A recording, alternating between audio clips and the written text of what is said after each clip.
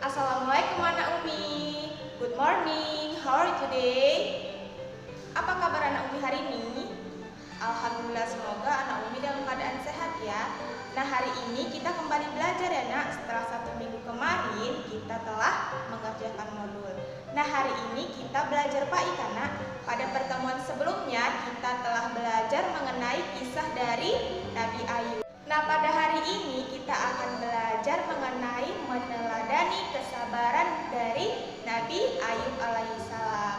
Untuk itu, tonton video Umi anak Umi. Tapi sebelum belajar, anak Umi harus membaca doa sebelum belajar dan mengucap basmalah ya anak Umi. Baik anak Umi, pada pertemuan sebelumnya kita telah belajar mengenai kisah dari Nabi Ayub kan anak Umi. Nah, Nabi Ayub telah memberikan banyak teladan bagi kita dalam berperilaku. Nabi Ayub merupakan seorang nabi yang terkenal akan kesabarannya.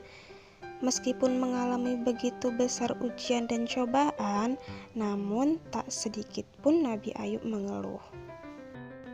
Keimanannya terhadap Allah pun juga tidak berkurang sedikit pun. Nah, mari kita bahas satu-satu ya Naomi, perbuatan-perbuatan yang mencerminkan sikap meneladani perilaku Nabi Ayub. Yang pertama, kita harus tetap beriman kepada Allah dimanapun dan kapanpun. Ketika kita berada di tempat yang ramai atau sepi, sedang bahagia atau sedih, kita harus yakin bahwa Allah selalu melihat kita ya Naomi. Semua yang terjadi pada hidup kita pasti mengandung hikmah. Hanya kepada Allah lah kita hendaknya meminta pertolongan dan perlindungan. Nah, orang yang beriman disebut mukmin ya Naomi. Nasihat Rasulullah kepada Ali bin Abu Thalib adalah ada 3 tanda bagi orang mukmin. Antara lain, berlombalah dalam mengerjakan ketaatan kepada Allah. Yang kedua, menjauhi semua larangannya. Dan yang ketiga, memperbaiki hubungan terhadap orang yang berbuat jelek kepadanya. Dari ketiga tanda orang mukmin tersebut, Nabi Ayub telah mencontohkannya. Ketika kaya, miskin atau sakit, Nabi Ayub tetap taat kepada Allah. Yang kedua, sabar ketika mendapat cobaan dari Allah. Cobaan Allah kepada hambanya bermacam-macam. Ada yang berupa kecelakaan, bencana alam, atau ditimpa kemiskinan. Nah, Islam selalu mengajarkan kepada kita, apabila mendapat cobaan dari Allah, hadapilah dengan sabar ya Naomi. Di balik setiap musibah selalu ada hikmah untuk kita. Ada 3 fungsi cobaan atau musibah yang menimpa seseorang.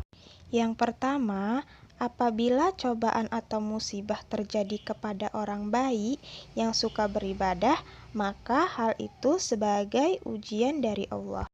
Yang kedua, apabila cobaan atau musibah menimpa ahli ibadah atau seorang mukmin yang bertaubat dari kesalahannya, maka musibah itu sebagai peringatan ya Naomi. Dan yang ketiga, apabila musibah terjadi pada seorang yang suka berbuat dosa, maka hal itu sebagai siksa Allah baginya. Nah, pada suatu waktu, Allah mendatangkan cobaan kepada Nabi Ayub.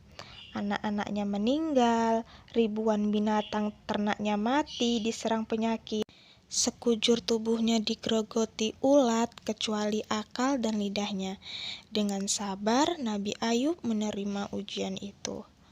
Beliau tidak mengeluh sedikit pun apalagi putus asa. Karena tabah dan sabar menerima cobaan, Nabi Ayub diberi kesembuhan dari penyakitnya. Nah, yang ketiga, selalu mensyukuri nikmat Allah.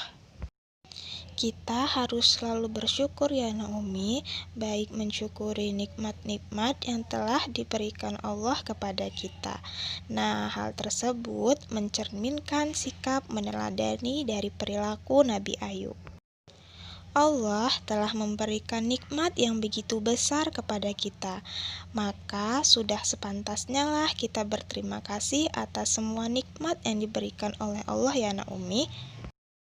Nah, adapun cara mensyukuri nikmat Allah yaitu yang pertama, mengucapkan alhamdulillah sebagai ucapan syukur kepada Allah.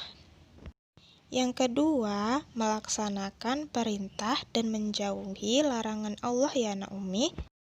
Dan yang ketiga, membagi nikmat-nikmat itu dengan orang lain, seperti bersedekah, membayar zakat, menyantuni anak-anak yatim, dan lainnya.